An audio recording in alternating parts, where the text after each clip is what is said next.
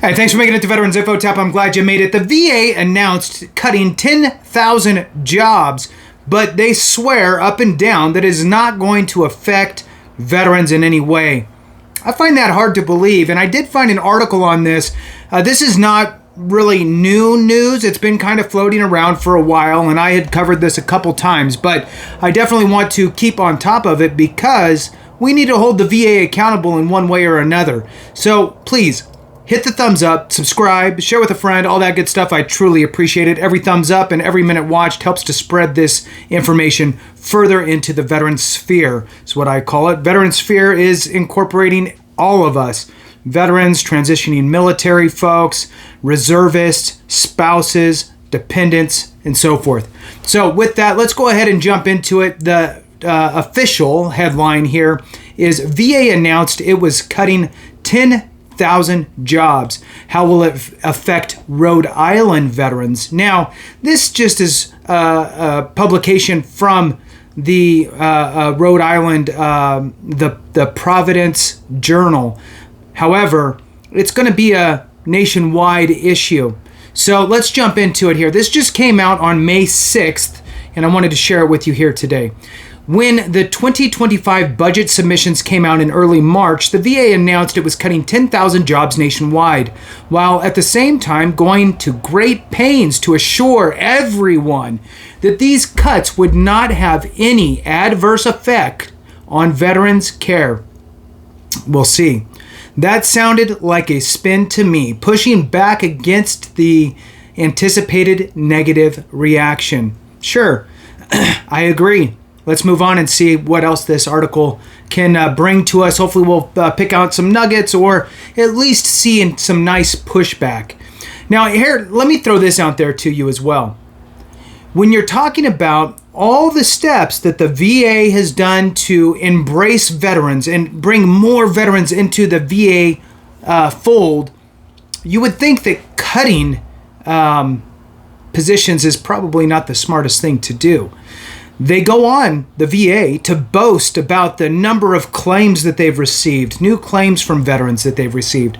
They go on to say the vast amount of new veterans enrolled in the VHA, the Veterans Health Administration, but yet they're going to cut 10,000 jobs. Seems a little back-ass-words if you ask me. So anyway, let's move on. A March 12th Military Times article confirmed that the VA leaders plan to trim out 10,000 full-time jobs after last year's hiring focus led to a larger than expected workforce, quote unquote. Sure. The cuts represent about 2% of the 458,000 VA employees nationwide. Now, they're saying VA employees nationwide, 458,000. I am to make the assumption here that they're talking about Veterans Administration as a whole. Remember that the VA is a three-headed monster. The VBA, the Benefits Administration, so your education, your home loan, your disability compensation, awards, all of that stuff under benefits. Then you have your Healthcare Administration, kind of just goes without saying, the hospitals and clinics and so forth. And then lastly, you have the cemeteries. So assuming that that's the full VA, that's what it's encompassing. So cuts represent about 2% of the 458,000 VA employees. Personally, I would have liked to see it broke down per administration or per, administration, right? So the Healthcare Administration, Benefits Administration, or Cemeteries Administration. But here we are. So moving on, Laura Duke, VA Chief Financial Officer, said the reduction will largely come through attrition. So, look, people leave all the time, organizations, right? Sometimes they leave because they're retiring. Sometimes they leave the organization for something better out there, right? Go work for a competitor or whatever. And then the last reason is really where you're working for is toxic and you just can't handle it anymore, so you leave. Why are people leaving, and are they going to have enough of that attrition to account for 10,000 jobs? And then, oh, by the way, what that means is they're not filling those jobs. So if you had 10,000 people exit today, they're not going to fill any of those. They're just going to, sorry, we're short-staffed. So let's move on. This is for that part really is frustrating. So again, the reduction will largely come through attrition, not filling vacant positions, and likely will primarily affect supervisory and support staff. Duke said planners would target certain regions and specialties as needed. We're going to look at individual markets and make sure that we are aligning the staff with areas where veterans are coming in to receive treatments. That's an extremely important nugget, okay? An extremely important nugget. I know that there are many people who are enrolled in VA and they just choose, for whatever reason, not to get their care from the VA. Maybe they have another insurance, right? And so they go to a private doctor for everything, right? They're just enrolled in VA, but they haven't been there for X number of years. Or they don't have any other insurance. They have VA, but they're like, I'm just gonna, buy my over-the-counter stuff that I need, some Motrin, some aspirin, whatever, and I'm just gonna kind of deal with it. I don't really, I'm just gonna deal with my situation. Okay, fine. Here's this nugget here is that, look, if we don't use it, we lose it. Just saying. So whether you like it or not, whether you like the VA healthcare system in this case or not, it's ours, right? And we will lose it if we don't use it. And if we lose it, there's nothing to try to make better because it's gone. So if you have, for example, 10,000, just to use the same number apparently, 10,000 veterans who are enrolled in a specific, area that has a VA clinic, right? So you have these 10,000 veterans that are enrolled where that clinic is, and you have 5 people show up. The other 9,995 are like, I have other insurance, or I don't care, or I hate the VA. Well, when people leave that clinic, they're not going to replace them, and they'll probably just lease out pieces of that building eventually. So anyway, just an important kind of note there. Moving on, Dr. Sharif Ellenhall, who is the VA's Undersecretary for Health, said decisions on where cuts are made will be up to medical center heads and regional directors. So I don't fully, nobody wants to lay anybody off. And so if they could push it to a different region or a different area, they would. So there is going to have to be a share. Now, I don't know if they're going to break it down by VISN or what and go, okay, you have a downward trend or you have a steady trend. This one has an upward trajectory as far as veteran usage is concerned. So we're going to require you to take this many loss, and we're going to require you to take more of a loss because you have less traction in serving veterans or whatever, right? So I can see potentially from a nationwide standpoint, somebody having to direct the number, right, based on all the data. So it's hard to say. We'll see. Moving on, that makes it pretty clear that staffing will be analyzed market by market, and it sounds as if VA regions and medical centers would have input on where those cuts should be made. I reached out to the Providence VA Medical Center and asked what impact these cuts were expected to have on local operations.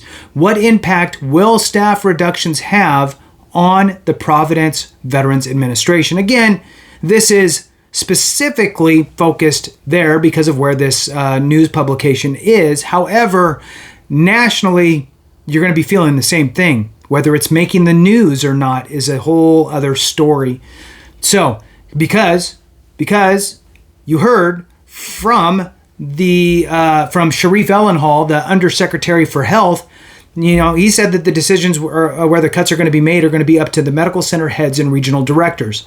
So, not saying any specific state, nationwide. So, let's move on. It makes it, moving on, here we go. Spokesman John Laughlin replied that this was a national initiative and he would have to refer my inquiry to Washington. Okay? Because, again, doubling down on the fact that this is a national issue. So, again, just because this news article is coming out of Rhode Island doesn't mean you are not affected. You will be affected, guaranteed. So let's move on. In my dealings with the VA Public Affairs Office in DC, they seem to be uncomfortable with the questions and hoping that they would go away. Often they do not respond. They have proven to be masters of basically slipping through answering anything. I imagine the same question is being asked nationwide, so you would think the VA Public Affairs in Washington would have a prepared response, you would think. And basically their response that we've seen so far is, look, veterans aren't going to be affected by the loss of 10,000 employees. Veterans who we serve are not going to be affected by this loss. Seems ridiculous. All right. So the National Headquarters of Disabled American Veterans commented, Veterans Affairs faces a significant challenge in implementing these workforce reductions without compromising the quality of care provided to veterans. I, for one, will be keeping a watchful eye on the outcome of this initiative. Where should veterans get medical care, VA staff, or the private sector, right? And that goes back to me saying, I haven't even read this yet, if you don't use it, you will lose it. And then you can't cry about it, right? Because you didn't use it. So I'm a fan of, even if you use your private doctors out there, and you even have another insurance and what have you, is, once a year, just go in and be seen. So in the same budget, the VA has requested nearly $150 billion for health care. According to military.com, the VA has allocated $86 billion for care provided in VA hospitals and clinics and $41 billion for the private sector. The resulting debate, largely along partisan lines, argued about where veterans should get medical treatment and how to fund that care. Democrats generally want to build up the VA's in-house staff and treatment capabilities, while Republicans argue that veterans should choose whomever they want to see, even if it's outside the VA. The option commonly referred to as community care, which, oh, by the way, I just did a video on that sad situation of community care and the delays that the VA has been putting up roadblocks essentially for veterans trying to get that care, subsequently leading to deaths in some cases of veterans who are waiting for care. And this was uncovered by the OIG based on veteran complaints or spouse complaints or caregiver complaints or whoever's complaining. So let's move on here. Stay tuned, fellow veterans. This is, again, part of this article, which, by the way, is, I believe, an op-ed by Frank Lennon. So let's move on. So he says, stay tuned, fellow veterans, because the outcome of this debate will shape the way we get our medical care in the future. VA officials have warned that the department's community care budget is spiraling out of control, especially with the passage of the Pact Act. Now, let me throw this out there. What if they came up with a dollar figure for care, and maybe it's, well, I guess that it would have to do with your condition. I was going to say, get rid of medical care altogether and just pay out more in the disability compensation, and then let you buy your own health care if you need it, or pay if you want to go to a naturopath or something like that doesn't accept insurance, you could do that and pay for it out of your pocket, right?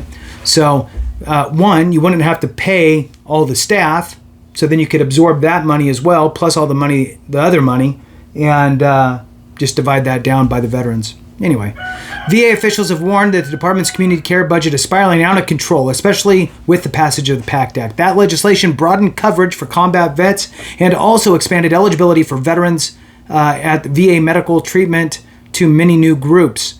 So it opened up the doorway, which is what I referenced up front, allowing more people to access health care without having any other doorway into it. There's many doorways into VA healthcare. You can't just walk into it, but they've opened up the door to allow, which is the right thing to do, but not to cut 10,000 jobs after you do that. That's weird. All right, so it says here, in the last year, the VA has enrolled more than 401,000 new veterans. This taxes both in-house capabilities and the budget for outside services. Since we apparently don't have the money to do both, do we provide VA with the necessary resources and staffing to provide direct care? Or do we direct billions of dollars to the private sector healthcare providers to ensure that veterans get care when they want it and where they want it? In a recent hearing before the House Veterans Affairs Committee, the VA Secretary warned against taking money away from the VA-provided healthcare services. He argued that continuing to shift in that direction could result in the VA essentially becoming nothing more than a medical insurance entity managing payments for community care. A majority of veteran service organizations seem to support the VA Secretary, Disabled American Veterans, Paralyzed Veterans of America, and Veterans of Foreign Wars warned against over-reliance on community care rather than investing in VA's internal capability. Once again, a divided Congress has our future in its hands. Wonderful. Senior Master Sergeant Ken Lewis, home at last. Saturday, April 20th marked the final chapter, and he is home. It says here that in this odyssey for Master Sergeant Ken Lewis, whose unclaimed body was burned in a numbered grave, or buried in a numbered grave, because of authorities did not release I can't read, bear with me. So Senior Master Sergeant Ken Lewis at home at last. Saturday, April 20th marked the final chapter in this odyssey for Master Sergeant Ken Lewis, whose unclaimed body was buried in a numbered grave because authorities did not realize he was entitled to interment at a veteran cemetery. The circle is now complete. So finally got him into a veteran cemetery, which is really important. And I'm going to end this with, the bottom line is that the VA is not perfect, obviously, between issues with healthcare, issues with benefits, issues with getting folks put into the right internment areas, a veteran cemetery, be it national VA or a state Veterans Affairs cemetery, either way, but a veteran designated cemetery is an important thing. And I will tell you that if you have a loved one who has passed who was a veteran, you can do a few things to keep their memory going. And if you don't have this information, you should absolutely go get it. You can order their records with an SF 180. That's a SF standard form 180. And that you can order their military records, and some things will be redacted, but as a family member, next of kin, you can order those records. It's a nice keepsake. You can also order a presidential memorial certificate, as many copies as you want. Whoever the president is at the time of your request is where the lithograph signature will be, but it is a nice embossed hard stock paper, really nice. And then another thing that I like to do that some people don't really realize is you can order a U.S. flag to be flown over the Capitol through your congressional office. So through your congressional member's office, you can reach out. A lot of them have that flag order form on their website. You can order a flag.